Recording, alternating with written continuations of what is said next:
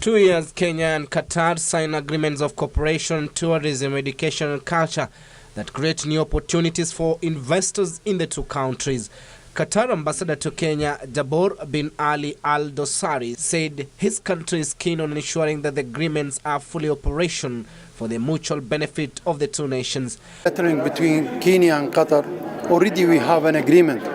Just we need only activate this agreement between Qatar and Kenya, bilateral, especially for education. We are working a lot in education. We're building many schools here for also education. We have also program to go to Turkana also. So many Kenyans working in Qatar, I'm sure almost 100,000.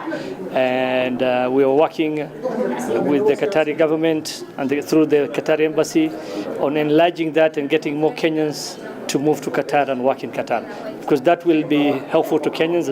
Dosari said his government supports Kenya on their ongoing education reforms to ensure it achieves its development agenda.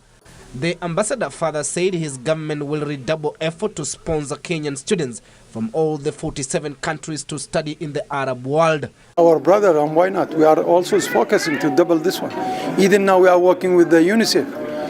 The Kenyans from the UNICEF think we have more than 420,000 from His Highness Sheikh Moza. When she coming here, this initiative for 10 million people back to the school, she is giving to Kenya more than 420 people go back to the school. And we are also supporting another initiative also very soon. I think Qatar has been with us for many, many years. And they have in the past helped institutions of social services, orphanages, built mosques, they have built hospitals. They have worked with the national government on national projects. So I think our relationship has been very good. Garissa Governor Ali Korani and Chief Administrative Secretary in the Ministry of Sport Hassan Nur Hassan, who attended the dinner, said Kenya is seeking to learn from Qatar how it has managed to become a tourism hub. On the service delivery, especially water, health, we have had very good relations when we have got the assistance. Currently, Qatar we are working with them to help build a large orphanage which will carry up to a population of 300 orphans, 3,000 orphans. And we are partnering with them, and we have made good progress. So they have been involved in the social development of this country and putting up social institutions. But culturally, we have not had much contact, and I'm sure it's going to come at the right time.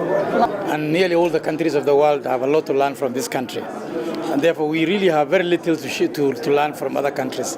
However, we have a very good close working relationship with Qatar.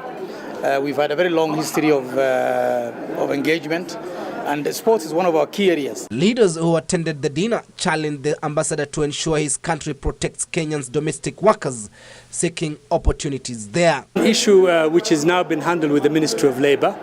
And in fact, what we are looking at is for people who are seeking employment in many of these countries in the Middle East and beyond to register themselves.